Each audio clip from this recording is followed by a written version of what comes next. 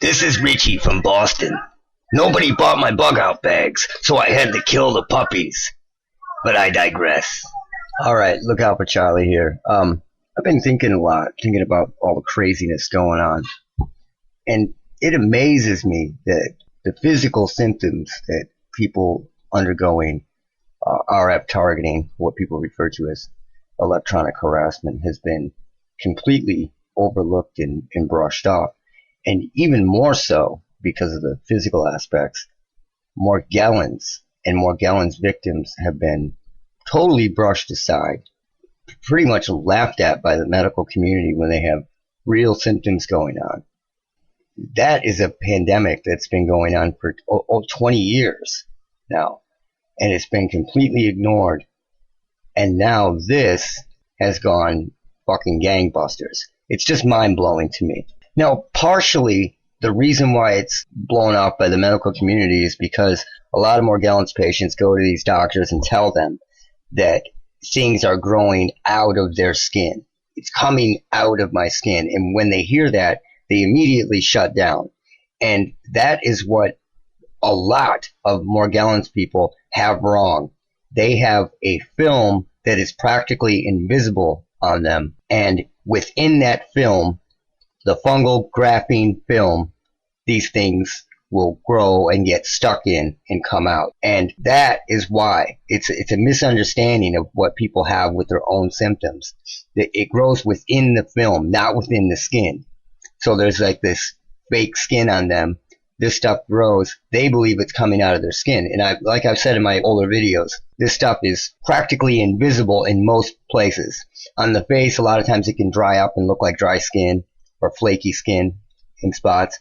But for the most part, it's invisible until it gets into layers and it starts to look like alligator skin or sunburn or, whatever, microwaved hot dog, if you will. But what drives me really crazy about this is that a doctor, a really dumb doctor with a microscope could figure out what is going on in 10 minutes. With a handheld USB microscope, in 10 minutes with one of these patients, they would realize that something isn't right. And for 20 years, this has been brushed aside, and it brings up questions. And the question is, why? Was it to lead up to something? Was somebody from upstairs telling people to ignore this for the time being so it could be used during a time like now to give people symptoms? Because we all know that what they call Morgellons is a RF antenna. And that brings up even more questions. What is going on? Why is this being ignored? And why use something that has less death than the flu, then totally ignore something like this for 20 years that has clearly been killing people itself? Not even the electronic harassment part that comes along with it. So there are many, many questions. This graphene fungus is growing everywhere. It is going crazy. It's on everything. And it is growing exponentially with the aid of global dimming. People with solar panels on their home have reported like a 75% loss of power in the last 25 years because of this global dimming from sea trails in the sky. So you could even go so far as to say that the sea trails are aiding in the growth of this fungus on everything that would die on, let's say the side of a house or on a building or wherever, on your car with normal UV light. It's growing everywhere. Like I showed in my older videos, this is on the north side of every house, been sprayed down like spray paint everywhere. And it's growing, and it's growing on people. It's growing on your things. It's not just you. It's in your house. It's on your ceiling. People have had this forever, like Walking Dead. Everybody's infected. Just do you have symptoms or not? That's a pandemic. It's an epidemic that's been going on, and it's just been completely and totally overlooked. And the evil part about it is it's been overlooked intentionally. And the question is, why? But we've got a lot more to talk about. While I'm thinking about it, if you have questions, go through my older videos. In all my recent videos for the last 6 months or so, I've put a link to my older videos in the description and in a pinned comment. And the reason why I'm saying that is because I get a lot of questions about stuff that I've already covered. And I cannot email people back with really descriptive emails explaining stuff that I've covered in my videos in depth. So go to my older videos and look through them and listen. If you don't have the time to listen to a few hours worth of videos, you're not going to be able to help yourself. You have to want to help yourself with this whole thing, whether it be the Morgellons aspect of it, or getting rid of your symptoms, or just trying to figure out what's going on. So go through my older videos and look. For the most part, the descriptions tell you what is pretty much in the video and explains what's going on. A couple of them are humorous and short descriptions, but for the most part, you can tell what the video is about. And I go in depth in ways that I could never do in an email. So I want to talk about David Paulides' video, or actually a documentary that he put out called Missing 411. And in that, there are a couple things. He goes into this and how these people are found, when they're found, and the circumstances in which they're found. And it's really interesting. I personally believe that they are testing out electromagnetic weapons on these people in different various aspects, in different forms. The one thing that I firmly believe is that they have developed back in the late 60s or early 70s, they developed a tracking system to find anybody living off-grid life forms. Okay? And I think what proves that is the clip or the segment in that documentary called The Sierra Sounds, where these campers, these dudes, would meet at a certain spot up in Northern California every year. And when they would, in the middle of the night, these voices would find them and start talking to them. I think it's a multi-pronged tracking system that has a audio weapon with it to scare people away. So what would happen to these people is they would hear these voices, crazy voices talking to them. And I believe these voices were version 1.0. They never saw anything, scared the shit out of them. They never saw anything. They just heard stuff. And it would get really close to them. And then one guy even said that he heard what sounded like a tuning fork up above them. So obviously, this wasn't, Bigfoot or some animals or some shit. It was an electromagnetic weapon. It was talking to them, just audio, like I said. So what I believe is this was version 1.0 of what people call V2K. This was louder. Everybody could hear it. It wasn't designed for just one person to hear. They were doing this to scare people away. I've analyzed the audio. I'm going to put out a video on that. And I am 110% certain that this is tech. It's absolutely tech. And it was designed to track people out living off grid, which if you think about it, that is absolutely something that the government would want to have. Because the forests, the desert, these areas, the woods of America, northern Michigan, for example, has woods and forests that are so big that, you could have a militia out there ready to take down the government and they wouldn't know about it. But with this tracking system, they absolutely would.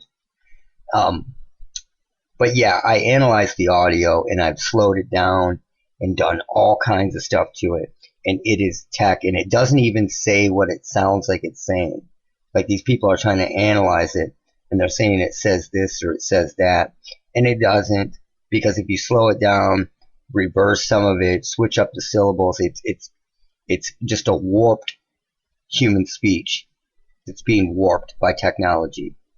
But David Paulides talks about how many of the people that have gone missing are German.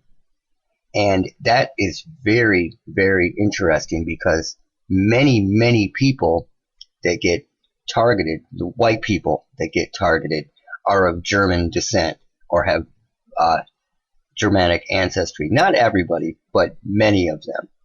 About the same number as the people that go missing in the woods, you know. It is very, very interesting. It's as if somebody has a grudge against German people for some reason. In fact, David Paulides says that every physicist that's gone missing has been German. Every single one. That's what are the odds? So what they're doing is they get these people out in the middle of the woods somewhere by themselves, and they test these electromagnetic weapons on them. And I think what they're doing, because you can use the Sierra sounds, these campers that heard these voices and recorded them, you can use the Sierra sounds as an example. What's going on is a lot of these guys that go missing, the reason they end up going missing, and anybody that's been attacked with audio weapons before knows exactly how this would work. Let's say they're going down this trail and they have a map, and they start hearing voices talking behind them. They're going to panic. They're going to panic, and what they do is they use these voices to drive the person off course and get lost because they're panicked. Then, once they get off course, they keep driving them with these voices, herding them, if you will. They herd them like cattle where they want them to be. And then they use a harder, more hardcore electromagnetic weapon on them. Or they just get them so lost that the person ends up perishing. Or they can keep threatening, talking about how they're going to take them out if they go this way. Or I'm going to shoot them if they go that way. And when you're first hit with stuff like this, you're in such a state of bewilderment that you're not going to rationally think about it because these voices are really there. So you are going to pretty much believe anything that they say. So they can pretty much do anything that they want with just these voices. And I think that explains a lot of the weird, some of the missing stories where, like, one of the guys was like a stone's throw from a house and a road and perished. And you could totally and completely understand why and how if he was hearing voices threatening, saying they were going to shoot him if he walked for the house. You get what I'm saying? Or they were going to do something if he walked for the road. So he would probably believe that and then eventually perish because he thought, he thought they were real. These people think that they're real, and they don't have time when they're in a life or death situation out in the woods to figure out that they're not real because it's such a bewildering experience. Like even one of the Sierra Sounds guys, he said that he heard a car door shut. Now come on, they were like 20 miles. He said that they were 20 miles from anything. And if they heard a car door shut, that's clearly a human thing that's going on. So it also explains the lack of clothes. Like on a lot of these people, they take their clothes off. And I think what's going on is most RF weapons have the capability of making the skin feel like it's burning. And they probably hit these people with this stuff so that they appear even crazier and get them to, they probably heat them up and burn their skin and get them to take their clothes off. And they're usually found with their clothes like in a pile, somewhere, or like folded up and put aside. So they can do crazy shit. I mean, imagine, you're out in the middle of nowhere, you're in a strange place, and then you're hit with these weapons. And, if you haven't been hit with these weapons of any kind, you're not going to totally get it. Those who have will totally get it. That when you're in such a state of chaos and fear, and imagine being somewhere like the woods where you're totally uncomfortable. It's not your comfort zone. You don't know where you are, even if you have a map. I mean, it's easy to drive someone where you want them to go. It's easy to do all this. And it's a great way to do it because the person's alone. Who are they going to tell? You know? So that's what I think's going on with that. Totally and completely. This is off subject a little bit, but there was a woman who was recording her bedroom as she slept. And she picked up a V2K type voice, an electromagnetic voice that was talking to her, right? And she was either answering it back or her voice was being shot back into the house. And if you don't understand what I'm talking about, go to my older videos and check out my Your House Isn't Haunted videos. Anyway, she caught this voice talking and then her voice answering it. And she put this up on Reddit, and Reddit, of all places, convinced her that somebody broke in to her house and was having a conversation with her in her sleep and she just didn't remember it. Can you believe that shit? These people will bend over backwards to make up conspiracy theories to promote their delusions. Dude, if your doors are locked and there's no sign of a break-in and there's voices on the tape, it's not a ghost, okay? And you heard your voice talk back and you don't remember it, it's clearly voices being shot into your house for a reason. I can't believe that people can't wrap this around their fucking heads. It's mind-blowing to me. Pull your heads out of your asses. Reddit. So, going back to what I was initially talking about in the beginning, I think that Walking Dead was totally used for predictive programming. Because, you know, they've got these photos now of these Detroit hospitals where they're showing bodies stacked up, and it's just like when Rick Grimes walks out of the hospital and you've got all these, you know, bodies in sheets wrapped up. And it's like fucking crazy shit, fucking clown world. And it's really gotten to the point where I think it's quite possible that everybody has been sick with this fungal infection that is electromagnetically sensitive. Everybody that's been targeted with this stuff has had symptoms come rapid onset and rapid offset. You know, they come and go. You can have a scratch or a cut show up and then vanish, you know, 2 minutes later, 5 minutes later, you know, just nuttiness. And I think that everybody has this to some extent. And people have also mentioned a lack of sea trails in the sky as of late. And is that because they can't get up there and do it? Or is it because that the operation is coming to a close because enough people are infected with this? Who knows? But I really, really believe that this is going to be used to ramp up the symptoms and hit people with electromagnetic frequencies and either make them sick or make them appear to be sick, even though they're not sick. Because a lot of people that have had this for years feel sick, feel shitty, look shitty, and are told by their doctors that they're perfectly healthy, that their vitals are all there, even though they might feel like they're dying. So, you know, this can mimic a symptom that you might not really have. And another thing that they were talking about is one guy, they said, kept burping and burping and burping and then just died. Okay, that is a symptom of radio frequency targeting, because out of nowhere it gives people hiccups, or they will just keep burping because it's as if air is being created in their guts or being formed. Gas is being formed in their guts by this stuff from heating up or whatever it is. So don't believe the hype. They're going to start creating symptoms and people are going to buy it.